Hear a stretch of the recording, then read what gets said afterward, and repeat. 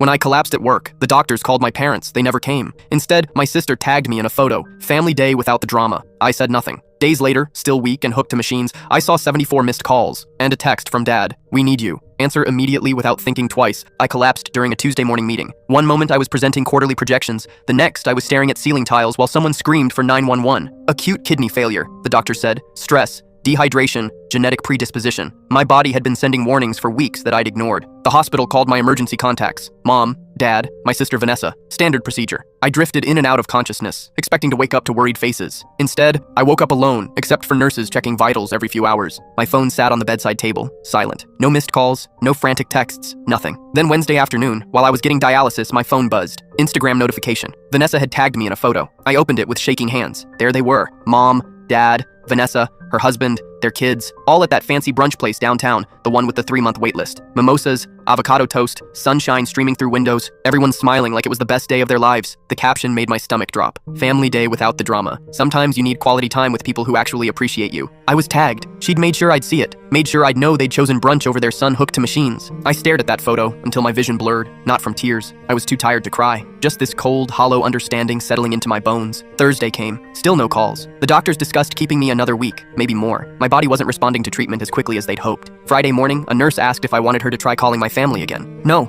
I said quietly. They're busy. She looked at me with that pitying expression I'd learned to hate, but she didn't push. Friday night, everything changed. My phone exploded with notifications. 74 missed calls, dozens of texts, all from Dad. The last text was in all caps. "We need you. Answer immediately." I let the phone sit there buzzing like an angry wasp, finally picked it up and scrolled through the messages. The earlier ones were casual. "Call when you can." Then progressively desperate. "This is urgent. Family emergency. Why aren't you answering?" Then I saw the voicemail from Mom. I almost deleted it. Almost. But something made me listen. Her voice was tight with panic. "Your grandmother's estate lawyer called. Apparently she left everything to you. The house, the investments, everything. But there's a clause. You have to claim it in person within 10 days, or it goes to charity. We've been trying to reach you for 2 days. Where are you?" There it was. Grandma Helen. The only person in that family who'd ever really seen me. Who'd listened when I talked about feeling invisible. Who'd told me a year before she died that I was the only one who visited her, not for what I could do for them. I looked down at the IV in my arm, at the machines monitoring my struggling kidneys, at the hospital room where I'd spent 4 days completely alone. Without thinking twice, I turned off my phone. The nurse came in for evening vitals. "Everything okay?" I smiled for the first time since I'd collapsed. "Yeah, actually it is. Do you need me to call anyone?"